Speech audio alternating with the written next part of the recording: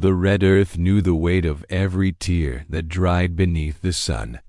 My name was Cecilia, but no one called me by my name.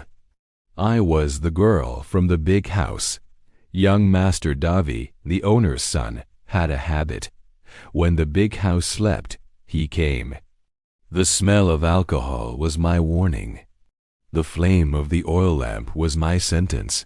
He said it was charity, that a slave like me with lighter skin should be grateful, that this was better than pulling a hoe in the sun. In those moments, I looked at the gaps in the roof, found a tiny star, and clung to it.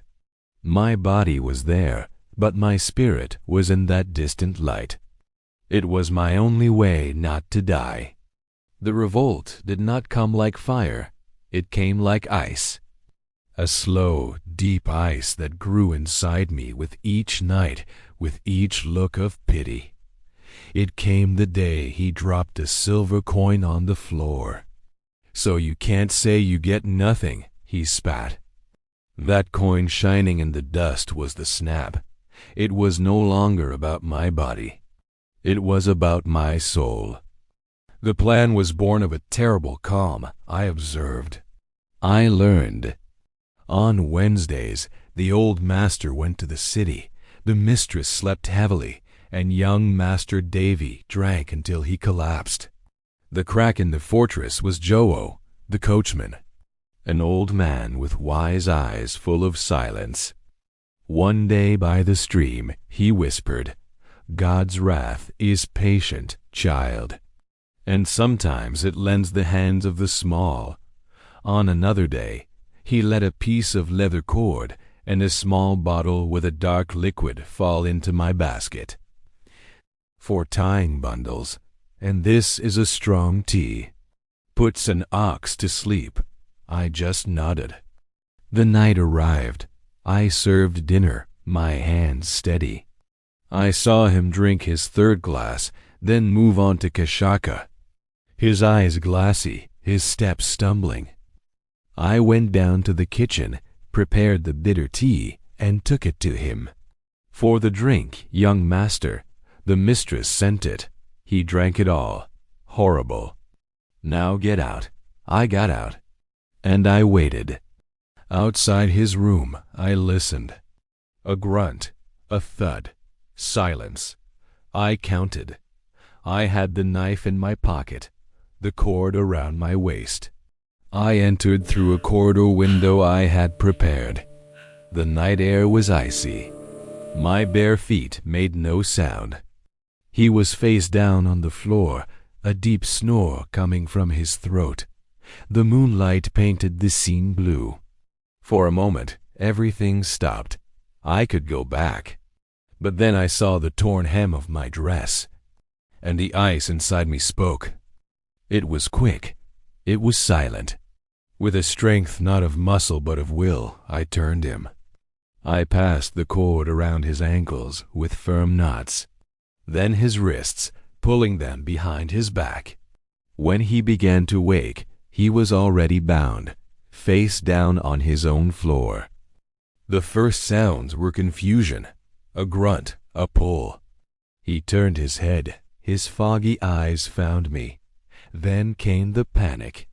A pure childish panic I had never seen. "Cecilia? What?" "Untie me, immediately." His voice trembled. I did not speak. I approached, lit the oil lamp.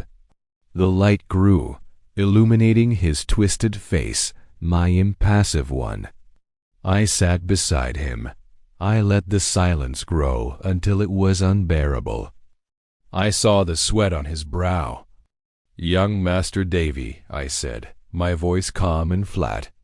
"Today the mistress praised me. Sight I learned quickly." He began to struggle, to scream. "I learned everything from you," I continued, taking out the knife. The terror in his eyes deepened. He screamed, begged, cried. I ran the blade along my torn hem. "You taught me that some things don't need kindness. They just need to happen." What followed was a ceremony. a ceremony of mirroring. Every coarse touch, every dehumanizing word he had whispered, I gave back. Not with my body, but with the tool of inverted power, threat, humiliation, contempt. I used objects. I used words. I made him feel the weight of a gaze that turns a person into a thing. I made him know the desperation of being at the mercy of someone who does not see your humanity. The lamp illuminated his face, drenched in tears and sweat. When dawn came, his spirit was broken. He was motionless, eyes glazed, trembling. I stood. My legs were steady. The ice had a crack through which relief seeped. I bent close to his ear. I whispered with poisonous sweetness, "Thank you for the lesson. It worked well. Now you know." And I know a secret is a heavy thing. If I feel this secret slip, if I hear a whisper ... I'll be back. And next time, no cord. I let the phrase hang. I left the knife on the table. With a precise movement, I cut a lock of his hair from the back of his head. My souvenir. My trophy. My spell. I left by the same path. I returned to the Senzala. I lay on my mat, my heart pounding, my body finally trembling. The sun rose. The bell rang. Young Master Davy did not appear for breakfast. The mistress spoke of a strong grip. He stayed locked away for 3 days. When he emerged, he was a shadow. Pale, jumping at sounds, unable to look any maid in the eye, least of all mine. His eyes passed over me as if I were a void, a ghost. The plantation never spoke of that night, but it felt it. The red earth absorbed a new secret. And in the Senzala, a new silence was born, no longer of fear, but of knowledge.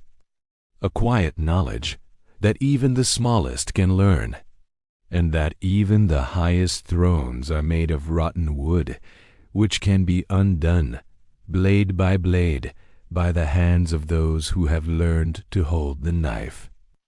The silence after the bell was different. It hummed. I moved through my duties with familiar motions, but inside I was a stranger. My hands shook only once, pouring Donna Beatrice's coffee. She noticed. "You are pale, Cecilia.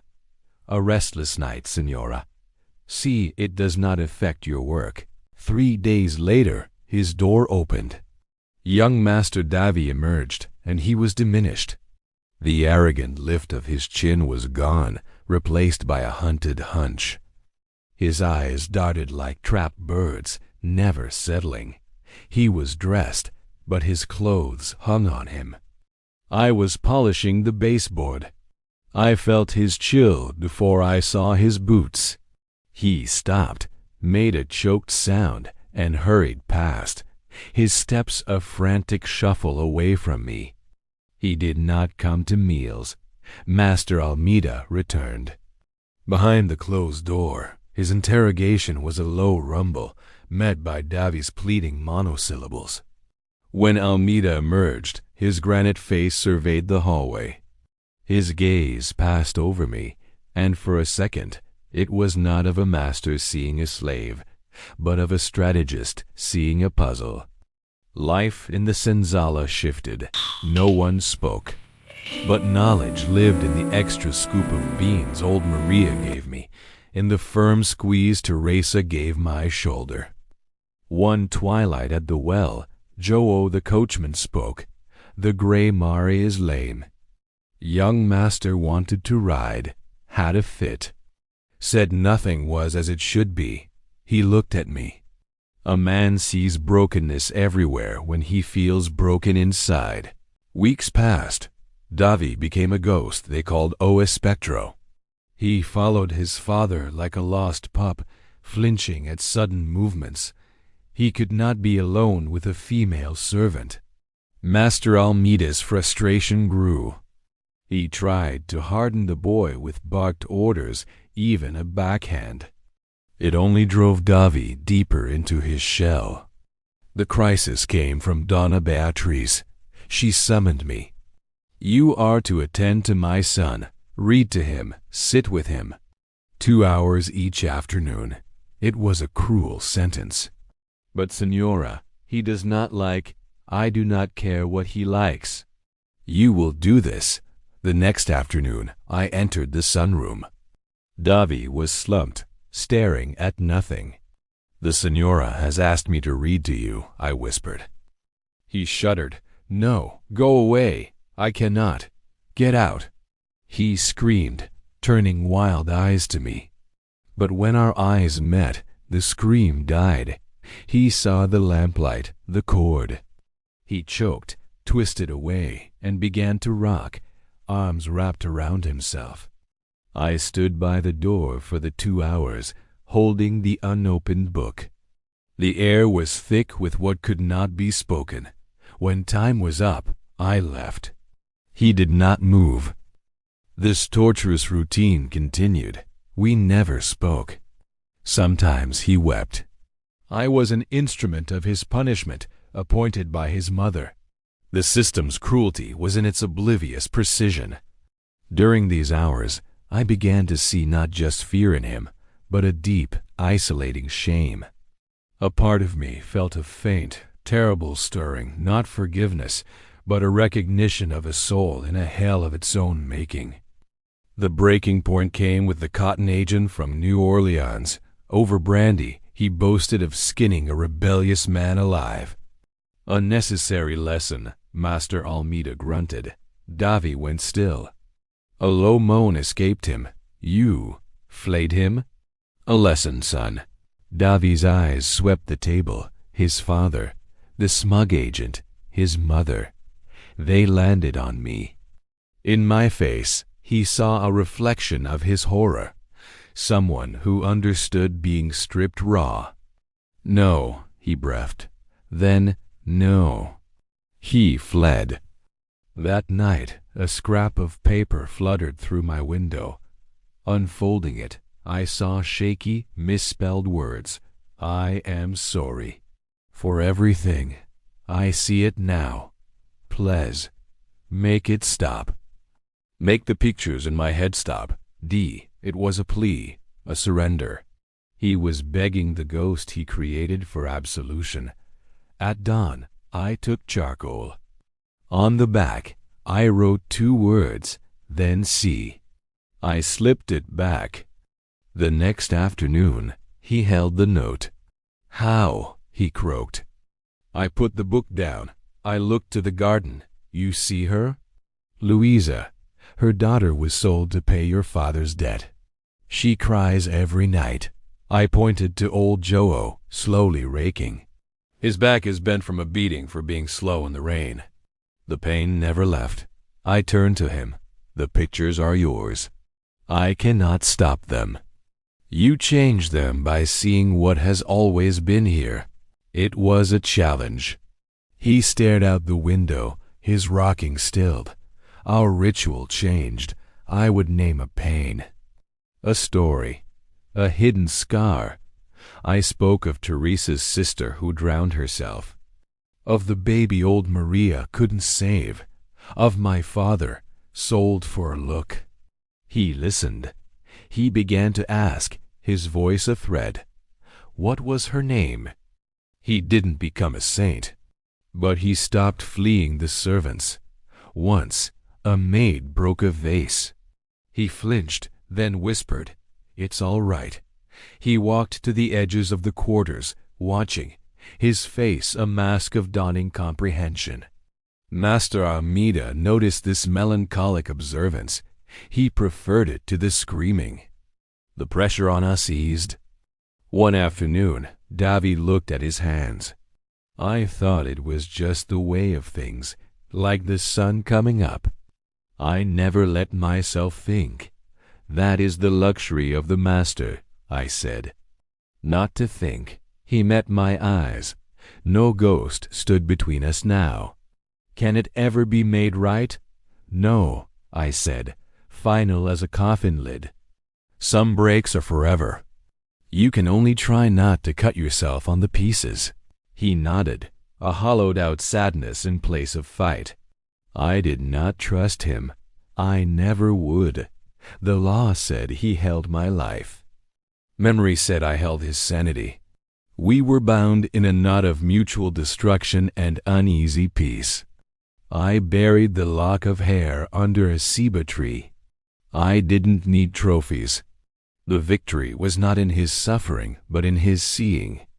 Mine was not in vengeance, but in survival, and in forcing a sliver of truth into a world of lies. I remained a slave. The bell still rang. But in the sunroom, for 2 hours, the world turned on a different axis. No justice, no freedom. Only a terrible, hard-won clarity, and the weight of a key that could neither lock nor open any door, but whose shape we both now knew.